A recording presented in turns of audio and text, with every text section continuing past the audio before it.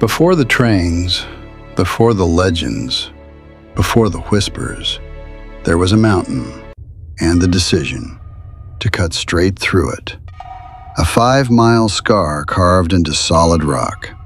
A project so dangerous, so relentless, it would claim nearly 200 lives.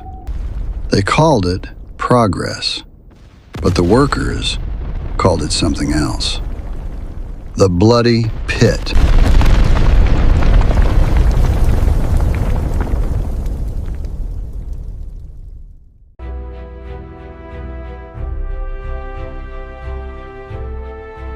In the mid-1800s, deep in the Berkshire Mountains of Massachusetts, engineers attempted the impossible, to drill a tunnel through Hoosac Mountain.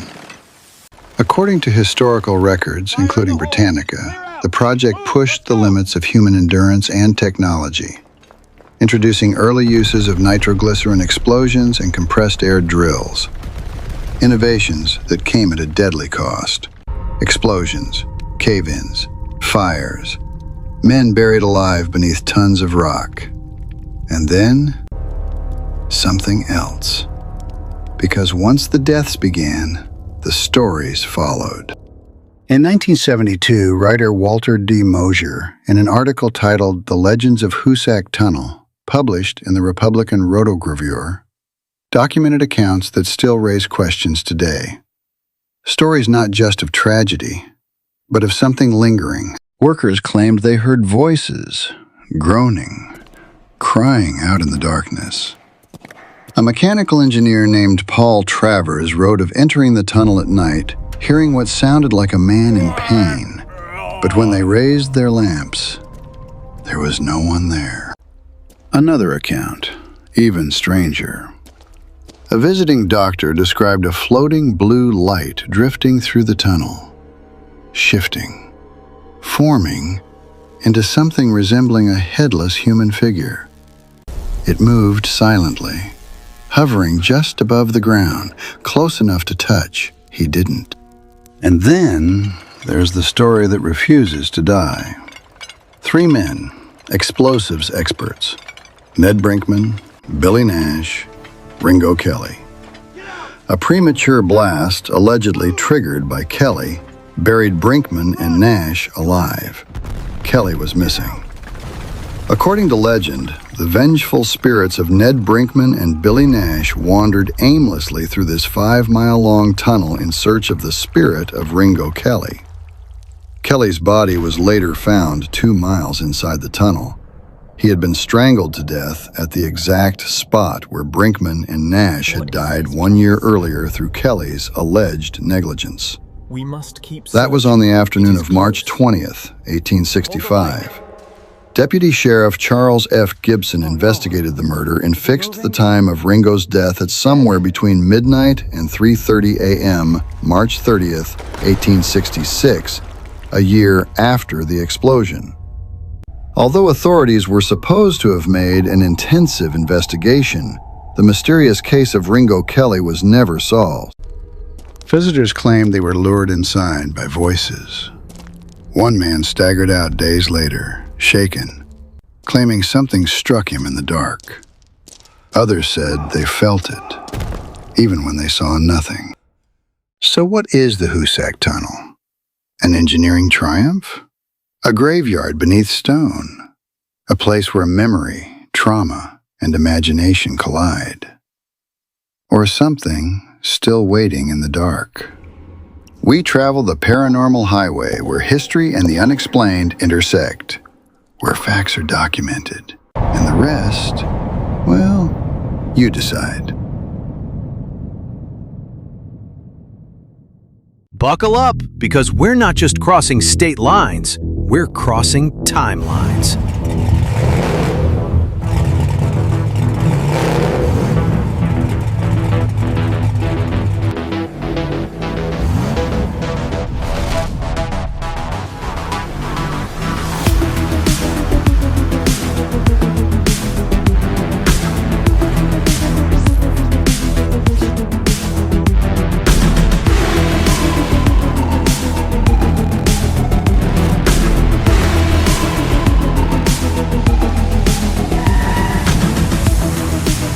Every mile has a mystery. So climb in as we tear down the paranormal highway. One state, one story, one strange encounter at a time. Welcome to The Fold. The Hoosac Tunnel story is a big, well-documented one, especially for one of the smallest states in the country. Massachusetts may be small, but it carries an outsized presence in American history. At its center is Boston, the capital, a coastal city where revolution once took shape and where the past still feels close enough to touch. But long before Boston, this land belonged to indigenous peoples, including the Massachusetts, whose name still defines the state today. In 1620, the Pilgrims arrived at Plymouth. Soon after, the Puritans established the Massachusetts Bay Colony. They built tightly ordered communities, systems of governance, and a worldview that shaped everything around them, including how they understood fear and the unknown. Geographically, Massachusetts is surprisingly diverse. To the east, the Atlantic coastline, with harbors, marshes, and the long curve of Cape Cod. Move inland, and the terrain rises into hills, forests, and eventually the Berkshire Mountains in the west.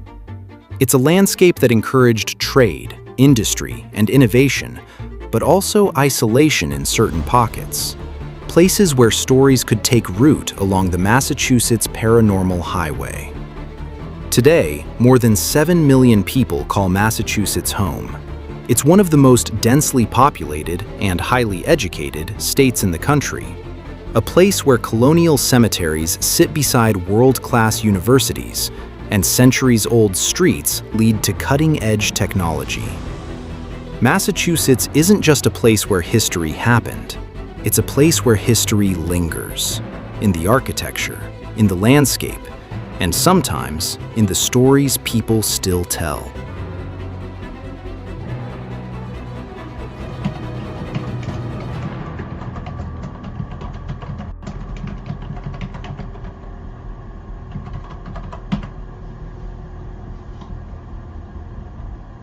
The United States Naval Shipbuilding Museum, Quincy, Massachusetts.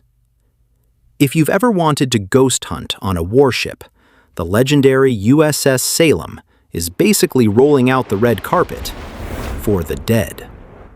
For $50, you can spend 5 hours after dark roaming its corridors with real paranormal investigators, armed with everything from EMF detectors to infrared cameras.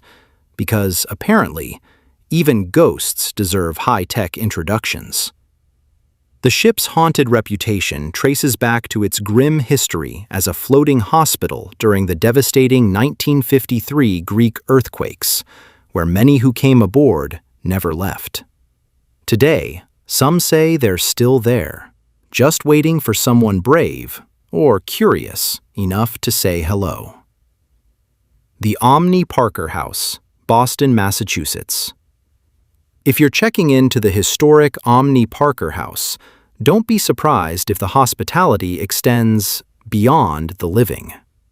Guests and staff have long whispered about founder Harvey Parker still roaming the halls, occasionally appearing as a mustachioed gentleman who seems very invested in your stay. Elevators move on their own. Phantom voices linger in empty corridors, and the faint scent of whiskey and cigars drifts through freshly cleaned rooms like an old guest who never checked out. Whether it's a rocking chair that isn't there or a smiling figure at the foot of the bed, one thing's clear. At the Parker House, checkout may be optional, but staying forever might not be. Concord's Colonial Inn, Concord, Massachusetts.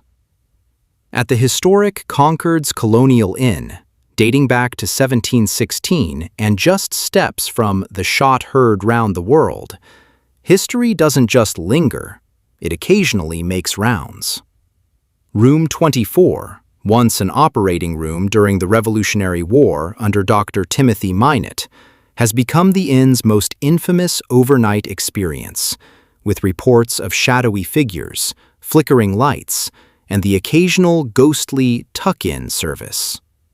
Guests have described whispers from empty closets, doors slamming on their own, and even apparitions of nurses and wounded soldiers who seem reluctant to check out.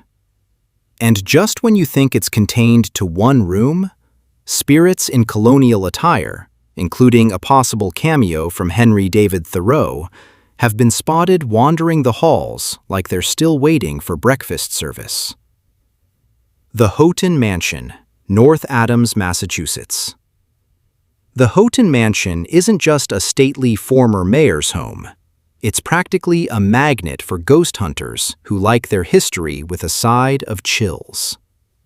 Built by Albert Houghton, the mansion's eerie reputation traces back to a tragic 1914 accident that claimed multiple lives and seemed to leave something behind besides grief. Today, visitors report strange activity on nearly every floor, from unsettling encounters in certain rooms to unexplained happenings in the nearby stables. With tours, investigations, and even overnight stays, the mansion has become a centerpiece of Massachusetts para-tourism, proving that some homes don't just preserve history, they replay it. Dubbed America's Most Haunted House, the Lizzie Borden house in Fall River, Massachusetts, is the site of a horrific double murder. The crime has never been solved. Here's the story. If you've ever heard of the Lizzie Borden house, you probably know it's one of the most infamous murder spots in the United States. It's in Fall River, Massachusetts at 232nd Street, and back on August the 4th, 1892, the house went from a normal family home to the center of one of the most shocking crimes of the century. That morning, Lizzie Borden's father, Andrew, and her stepmother, Abby, were found brutally murdered with an axe. The story made national headlines almost immediately. Lizzie became the prime suspect, and the trial that followed captured the attention of the entire country. Newspapers everywhere covered it in detail, and people couldn't stop talking about it. Even though she was eventually acquitted, the murders left a mark on the house, the town, and Lizzie herself. To this day, the house carries that dark, uneasy energy. The house itself isn't huge or fancy. Andrew Borden was wealthy and influential, but he lived a very frugal life. There was no indoor plumbing, no electricity, just the basics. Lizzie, her sister Emma, and their stepmother Abby lived there along with their maid Bridget. From the outside, it looks like a typical Victorian home, but inside, it was orderly and quiet. That makes what happened that morning even more horrifying.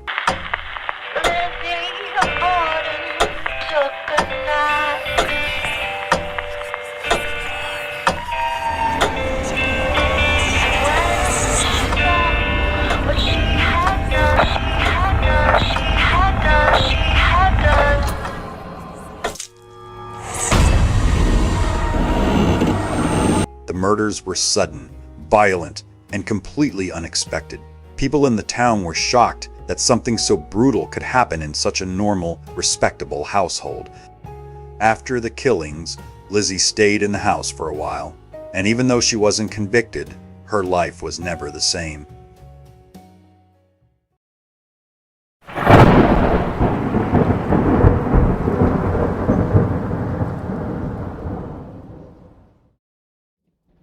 With paratourism a thing, the hunt for stories delves into centuries-old legends. In 1770, a man named Peter Rugg left Boston, traveling by carriage with his young daughter. They reached Concord safely, but on the way back, everything changed. In Monotamy, what we now call Arlington, a friend stopped him. A storm was rolling in, lightning split the sky, thunder shook the ground. "Stay," his friend warned. "Wait it out." But Peter Rugg was not a patient man. He was stubborn, hot-tempered. And that night, he refused to stop. In anger, he shouted, "Let the storm increase. I will see home tonight, or I may never see home." He drove straight into the storm. The New England Historical Society recounts, and was never seen again. But that wasn't the end of Peter Rugg. For years, decades even, travelers claimed to see a man in a carriage.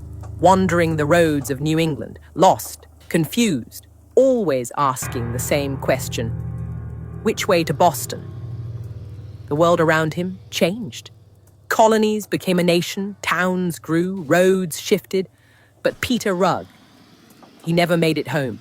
When the curse finally lifted, he returned, only to find his home gone, his family gone, his time gone.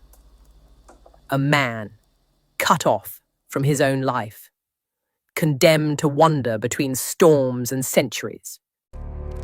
There's a moment when searching for ghost stories stops feeling like curiosity and starts feeling like you've wandered somewhere you weren't meant to go.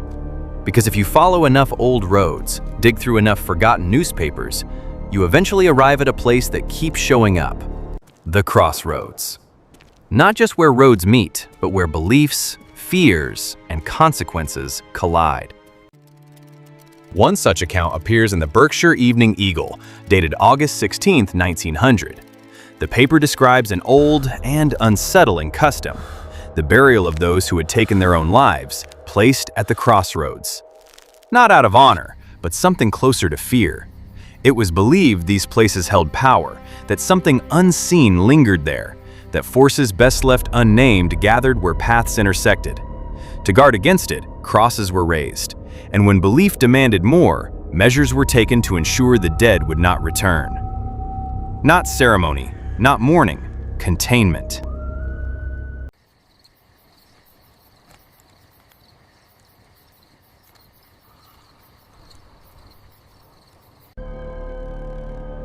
Some believed these burials placed the dead just beyond sacred ground, a boundary between acceptance and exclusion. But others saw it differently, as punishment, as a warning, a message to the living. Step outside the order of things, and even in death, you may find no rest.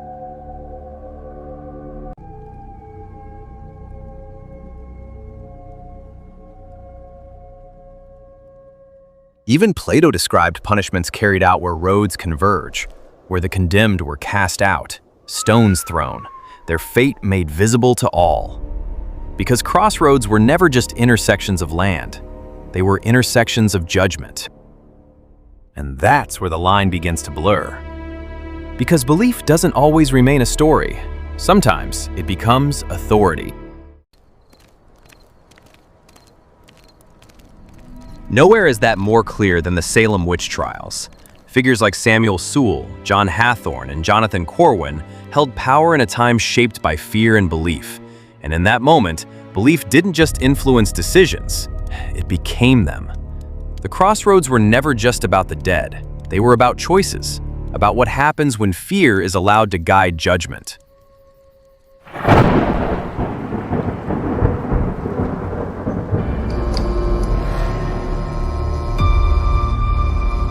The year is 1692, a time when the New World is still shrouded in mystery and danger. The setting is Salem Village, Massachusetts, a small, tight-knit community on the edge of the untamed wilderness. The villagers live simple yet demanding lives. Life is harsh, with the ever-present threats of disease, hardship and conflict with Native American tribes. The villagers are constantly on edge, wary of the unknown dangers that lurk beyond their borders. The villagers are deeply religious, their lives governed by strict Puritan beliefs. Every action, every thought is measured against the rigid moral code of their faith. Central to their worldview is the constant battle between God and the devil, a struggle they believe plays out in their daily lives. This belief shapes their every decision and interaction. In this atmosphere of fear and piety, a dark chapter is about to unfold. The villagers' fear of the unknown is about to be exploited in the most terrifying way. The winter of 1692 is particularly brutal, with biting cold and relentless snowstorms. The villagers struggle to survive the harsh conditions.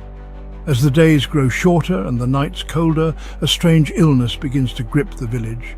The symptoms are unlike anything the villagers have seen before. Young girls, beginning with Abigail Williams and Elizabeth Parris, exhibit bizarre behavior. They scream, contort their bodies and fall into fits. They suffer fits, contort their bodies and scream uncontrollably. Doctors are baffled, unable to provide any explanation or cure. Fear takes root in the hearts of the villagers. Whispers of witchcraft begin to circulate. The villagers, already on edge, start to suspect that dark forces are at work in their midst. The first accusations of witchcraft target those on the fringes of society. Tituba, a slave in the Paris household, becomes an easy scapegoat.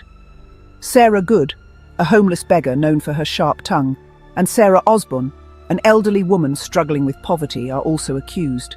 These vulnerable women, already ostracized, are subjected to intense scrutiny and pressure. Under duress, Tituba confesses to practicing witchcraft. This confession sends shockwaves through the village. Fueled by fear, suspicion, and the belief that the devil is at work in their midst, the accusations escalate. A terrifying chain reaction is set in motion. What began as whispers now escalates into a chorus of accusations. More and more people, many of them women, find themselves accused of witchcraft. With the accusations spiraling out of control, a special court is established in Salem to address the crisis. The Court of Oyer and Terminer, tasked with identifying and punishing witches, convenes in June 1692. The trials are presided over by magistrates with little legal training and a firm belief in the reality of witchcraft. The accused are subjected to humiliating examinations, forced to undergo physical tests intended to reveal the devil's mark. They are interrogated relentlessly, pressured to confess and to name their accomplices. Fear and paranoia grip the courtroom. The lines between accuser, accused, and witness blur. Justice is elusive in this climate of fear and suspicion.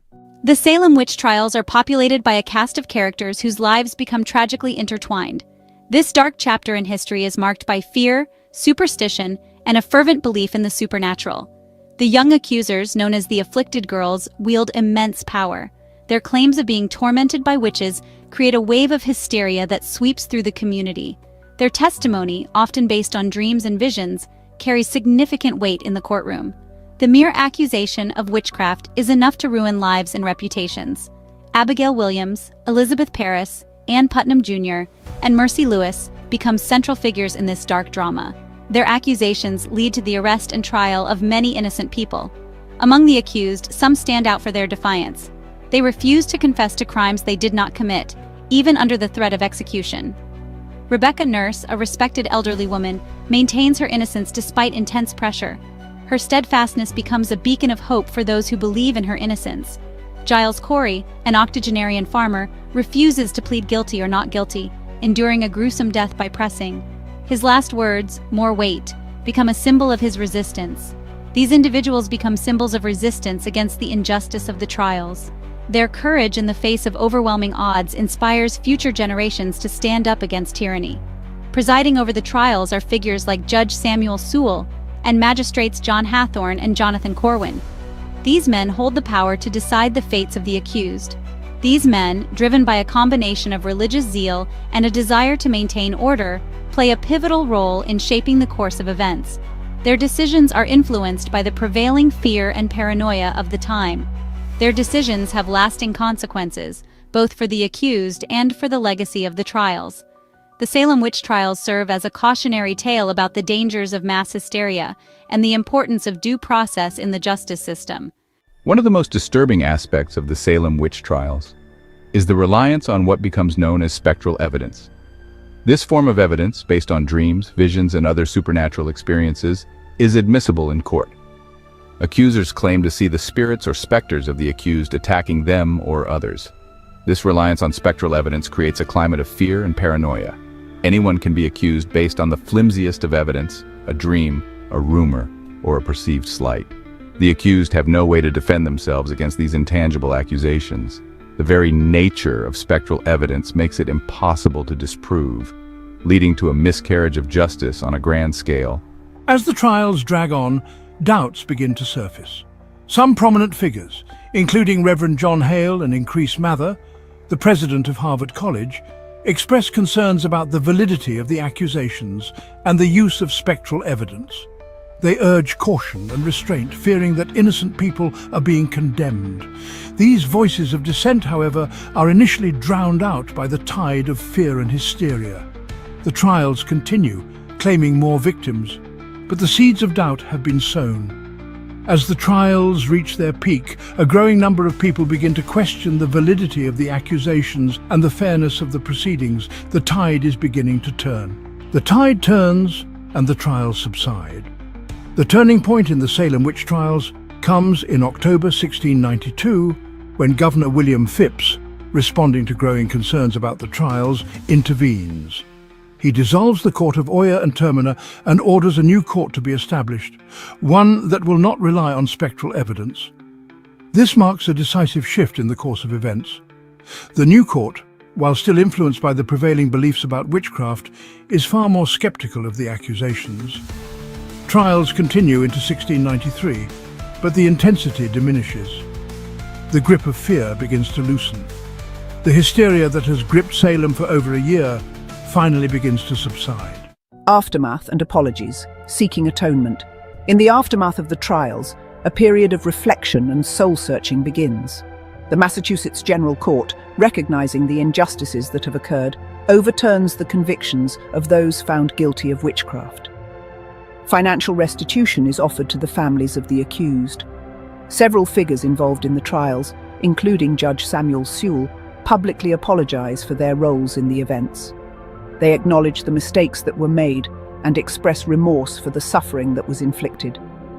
These apologies, while coming too late for the victims, represent an important step towards acknowledging the injustices of the past. The underlying causes were a complex web. The Salem Witch Trials, a dark chapter in American history, are a stark reminder of the dangers of mass hysteria, religious extremism, and the use of flawed evidence. Understanding the underlying causes of this tragic episode requires examining the complex interplay of social, economic, and political factors. The harsh conditions of life in colonial Massachusetts, the ever-present threat of disease and conflict, and the strictures of Puritan society created a climate of fear and anxiety. Economic rivalries within the village, as well as anxieties about the changing relationship with Native American tribes, further fueled tensions. In this environment of fear and uncertainty, accusations of witchcraft provided a convenient scapegoat for a community grappling with forces it could not understand or control. The enduring legacy and the lessons learned from Salem. The Salem Witch Trials continue to resonate centuries later, serving as a cautionary tale about the dangers of intolerance, the power of fear, and the importance of due process. These trials, which led to the execution of 20 people and the imprisonment of many more, highlight how quickly reason can be overshadowed by panic and suspicion. The events of 1692 remind us that even in societies that value justice and fairness, the potential for mass hysteria and the abuse of power remains a constant threat. The trials were fueled by a combination of superstition, fear, and a desire to find scapegoats for unexplained events, showing how fragile our social fabric can be under pressure. Today, Salem stands as a site of remembrance and reflection. The town has transformed its dark past into a powerful educational tool, offering insights into human behavior and the consequences of unchecked authority. Tourists flock to the town to learn about the trials, visit historical sites, and grapple with the complexities of this dark chapter in American history. Through museums, guided tours, and reenactments, visitors gain a deeper understanding of the social dynamics and personal tragedies that defined this period.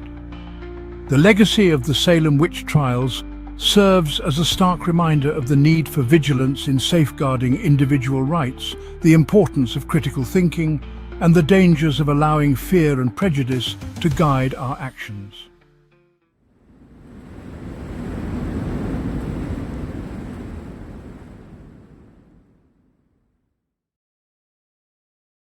Not all hauntings are dark. Not all ghosts are something to fear. Along the Massachusetts Paranormal Highway, there are stories of something quieter, something almost comforting. This is one of them. A Reddit user is a theater director from Boston, and this is what happened to him at Arlington Friends of the Drama. The building itself has history baked into its walls. Today, it belongs entirely to the theater company, but long before that, it was a church, a place of gathering, a place of voices, a place of quiet presence, and maybe something that never left. If you're sitting in the audience facing the stage, There's a doorway up near the front to your right. Through that doorway, a restroom sits just inside, and if you turn left, you'll find yourself in the set shop. That's where the sets are built, where things are moved, shaped, created. Build the moment, calm to subtle tension. It was light hang day, the kind of day where cables stretch overhead, ladders creak, and the stage slowly comes alive. The writer's lighting designer had been there earlier, but eventually he left. And just like that, the director was alone. He didn't think much of it. He'd been alone in the building before, so he sat down in the front row, opened a book, and started reading. Then, he heard it. Movement. Not loud, not crashing, just the quiet, unmistakable sound of someone moving things around in the set shop. The director knew no one had come in. That building is old. Every door announces itself. You don't miss someone entering. So he looked up toward the doorway, and that's when he saw her. A silhouette. A woman. The ghost lady wore a wide crinoline, the kind you'd expect from the 1800s. Not modern, not out of place by accident. She moved calmly, passing by the doorway and into the set shop. And then, she was gone. The director just sat there trying to make sense of it, trying to decide if he'd really seen what he thought he had. Later, he told some of the longtime members of the company. They didn't look shocked. They smiled. "You've seen her," they said. They call her the ghost. And apparently, there are many stories like the Reddit poster. People working late, people alone in dressing rooms, people who catch a glimpse, and then nothing. But here's the strange part. No one talks about fear. No one talks about danger, because she doesn't feel threatening. She doesn't feel lost. If anything, she feels present, like she belongs there, watching, listening, maybe even enjoying the show. Here's a reenactment of a news story that appeared in the June 9th, 1964 issue of the Boston Globe. Boston, a city rich in history, revolution, and apparently a ghost shortage. Yes? A ghost shortage. According to a report from the Boston Globe, June 9, 1964, urban renewal may have done something no one expected. It evicted the ghosts. That's right.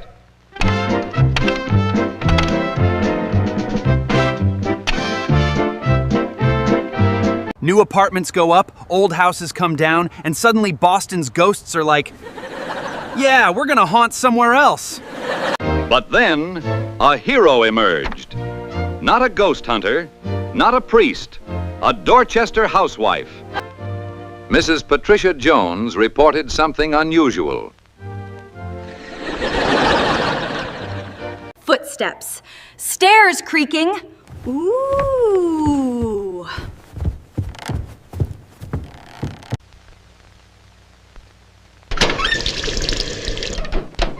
Faucets turning on by themselves.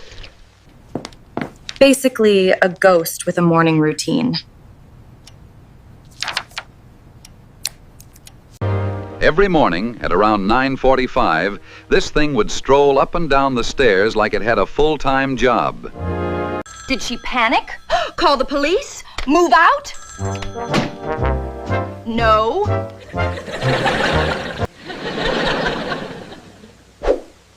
Now, to be fair, there was a learning curve.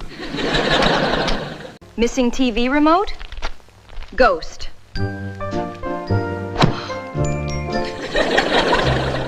Lost comb. Ghost. Something moved and you don't remember doing it. Ghost. Imagine the possibilities. Where was this? Ghost. Her husband accepted those explanations without question. Now, Boston officials, they loved this because nothing says summer tourism boost like a ghost that turns on your faucets. For years, Americans traveled to England to see haunted castles. But now, Boston might finally flip. Mrs. Jones insisted she wasn't imagining it. The footsteps were real. The faucet turned on. Her child spoke to something. Hello? But in the end, the ghost didn't scare them. It became part of the family. And honestly, if your ghost respects your schedule and takes the blame for lost items, you might want to keep it. And that concludes the first stretch of the Massachusetts Paranormal Highway. Join us next week for mystery triangles, UFOs. Thanks for cruising the Paranormal Highway with us, where the stories are real, pulled straight from newspaper archives, history blogs, and other sources that make you stop and say, wait, that actually happened? We take it state by state, uncovering ghosts, UFOs, strange creatures, and the occasional very polite house ghost. New episodes roll out every weekend, usually Saturday nights, depending on schedules, internet speeds, and whatever else might be lurking out there. And if you want more, join us Wednesday nights for High Strangeness Chat, with a live show on the first Wednesday of each month. So go ahead, like, subscribe, and we'll catch you on the next stretch of the Paranormal Highway.